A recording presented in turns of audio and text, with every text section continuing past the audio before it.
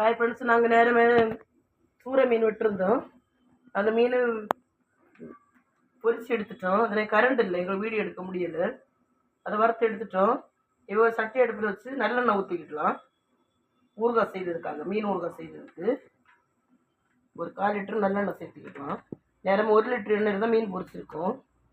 இதே நல்லெண்ணெய் எடுத்திருக்கேன். நீங்கள் எந்த நல்லெண்ணெய் வேணாலும் எடுங்க.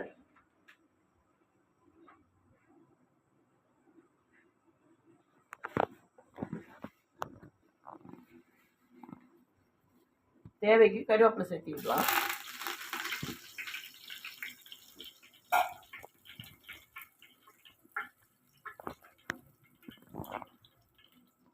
ஒரு 1/4 கிலோ பூண்டு எடுத்து வச்சிருக்கோம். 4 கிலோ மீனுக்கு 1/4 கிலோ பூண்டு எடுத்து ஒரு 5 காஞ்ச மிளகாய் எடுத்து வறுத்து வச்சிருக்கோம். அதையும் இப்போ நம்ம சேர்த்துக்கிடலாம்.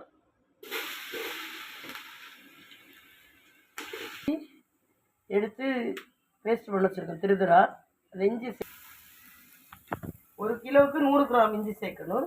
100 கிராம் பூண்டு சேர்க்கணும்.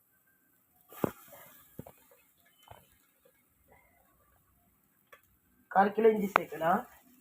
சேர்த்து அது ஆடலை, அதே 2 மிளகு எடுத்து பிச்சு போட்டிடலாம். எண்ணெய் இருக்குது, மீன் பொரிச்ச நல்லெண்ணெய் இருக்குது, அதை இதில் சேர்க்கலாம்.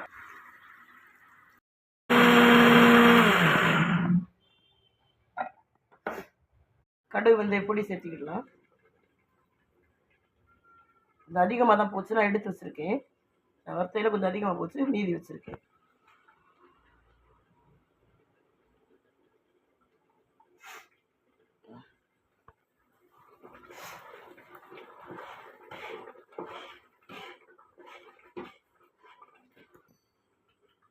இப்போ இது நல்லா கொதிக்குது.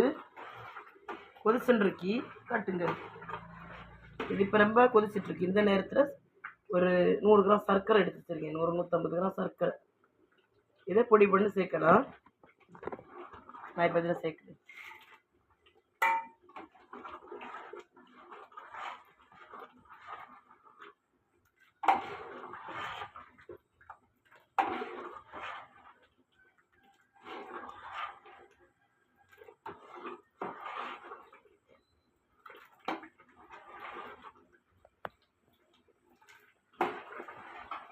இது ஒரு 1/4 மணி நேரம் நல்லா கொதிச்சு வத்தட்டு. வத்தாது. இப்போ நான் நல்லெண்ணெய் சேர்த்துக்கிடுறேன்.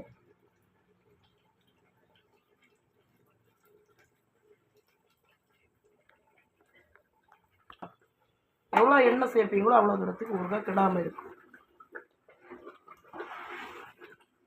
நல்லெண்ணெய் உடம்புக்கு நல்லது. எவ்வளோ சேர்த்தாலும்